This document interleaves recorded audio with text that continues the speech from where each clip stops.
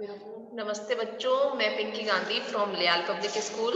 आज की कक्षा में मैं आपको करवाने वाली हूँ हिंदी प्रथम का पाठ 9, चिड़िया आई पानी पीने। उससे पहले मैं आपसे थोड़ी सी बातें कर लेती हूँ कि आप सबने जो अपना पोस्टम एग्जाम बहुत अच्छे से दिया है।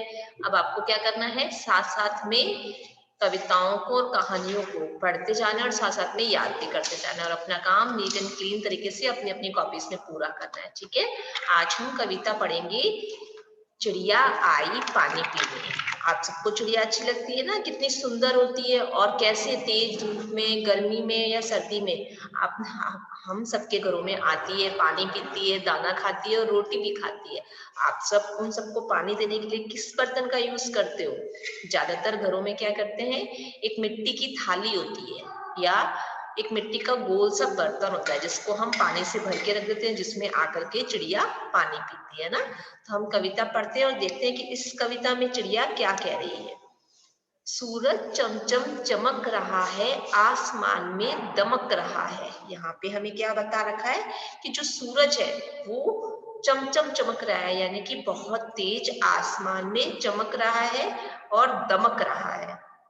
सूरज की जो रोशनी होती है वो बहुत तेज होती है ना, और इतनी सफेद होती है और ऐसे लगता है कि आसमान के अंदर, नीले नीले आसमान में वो सूरज जो है क्या कर रहा है, चमक रहा है। सूरज चमचम चमक रहा है, आसमान में दमक रहा है। इतना बड़ा आसमान होता है, उसके अंदर जो चमकता हुआ सूरज है, ऐसे लगता है कि पूरे आसमान में वो दमक रहा है, यानी कि चमक रहा है। धरती पर वह धूप बिछाकर देखो कैसे बमक रहा है। ऐसे लग रहा है कि उसने जो धरती पर है अपनी पूरी धूप को बिछा दिया है और देखो कैसे बमक रहा है। देखने में और सुनने में आप अपने आप में इमेजिन करके देखो कि कैसे लगेगा। जो आसमान के अंदर सूरज है, गोल गोल इतना बड़ा सा, वो आसमान में इतना चमकता है, इतना बड़ा आसमान है, तो भी उसमें वो जो सूरज है वो कैसे चमकता हुआ दिखाई देता है। और वो जो अपनी पूरी रोशनी है पूरी धरती पर ऐसे बिछा देता है जैसे कोई उसने अपनी एक बड़ी सी चादर जो है पूरी जमीन पर बिछा के रख दी है। यानी कि जो धूप है पूरी धरती पर बिछ गई है। जैसे मम्मी जो है पलंग पे चादर बिछाती है तो पूरी चादर अच्छे से बिछ जाती है, तो वैसे ही जो सूरज है वो अपनी धूप जो है धरती पर पूरी तरह से बिछा देता है। पूरी धरती जो है धूप से बमक जाती है। प्यासी फिरती चिड़िया रानी, उसे चाहिए ठंडा पानी। जब तेज गर्मी पड़ने लगती है, बहुत तेज धूप होती है, तो पशु पक्षियों को पानी की जरूरत पड़ती है ना।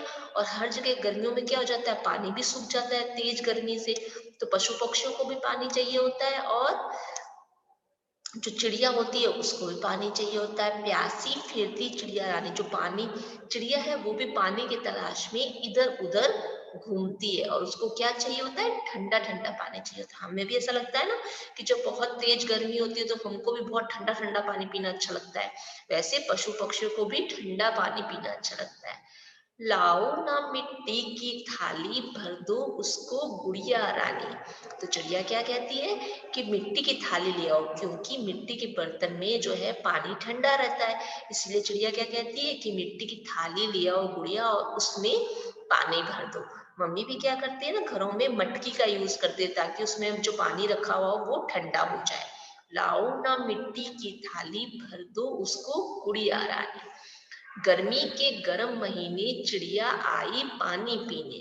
जब गर्मी के जो गर्म महीने होते हैं जिसके अंदर बहुत ज्यादा गर्मी पड़ती है, तो उसके अंदर चिड़िया क्या करती है, उस ठंडे बर्तन के अंदर, मिट्टी के बर्तन के अंदर पानी पीने के लिए आती है, क्योंकि जो उसका पानी होता है वो एकदम ठंडा ठंडा सा होता है। चिड़िया को वो पानी पीना बहुत अच्छा लगता है। एक बार फिर से हम क्या करेंगे, इस कविता को पढ़ते हैं। पहले तो देखो, इसमें ये जो छोटी सी लड़की है, गुड़िया है, वो क्या कर रही है, मिट्टी के बर्तन के अंदर पानी को भर रही है और चिड़िया कितने मजे लेती हुई इस पानी को पी रही है ना।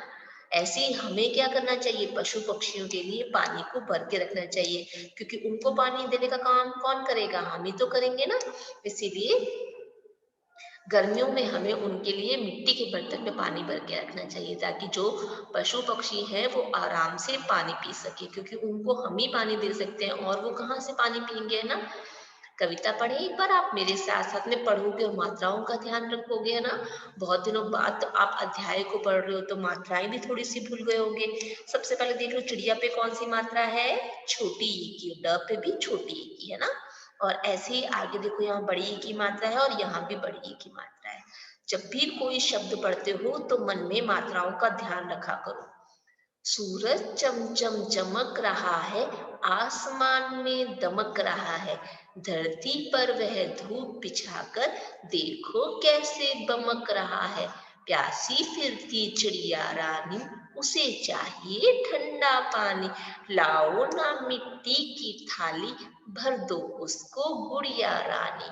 गर्मी के गरम महीने, चिड़िया आई पानी पीने। अच्छी है ना ये कविता? आप भी इसको गाते हुए याद कर लोगे, है ना? और साथ साथ में मात्राओं का ध्यान रखोगे। छोटी सी इस कविता को मैं एक थोड़े से शब्दों में बताती हूँ कि जो गर्मी के दिन होते हैं उन दिनों में सूरज आसमान पर बहुत तेज चमकता है, पूरी धरती पर बहुत तेज धूप होती है, और उस समय पर क्या होता है, जो पक्षी होते हैं, पशु पक्षी होते हैं, चिड़ियाएं होती हैं, वो पानी के लिए इधर उधर भटकती रहती है, घूमते रहते हैं कि उनको ठंडा पानी चाहिए होता है। और हम सबको क्या करना चाहिए, मिट्टी के बर्तन में या मिट्टी की थाली में पानी भर के रखना चाहिए, ताकि चिड़िया आके आराम से उसमें पानी पी ले। ठीक है, आज की कक्षा को मैं यही समाप्त कर रही हूँ। अगली कक्षा में मैं आपको इसकी अभ्यास प्रश्नों को कराऊंगी। धन्यवाद।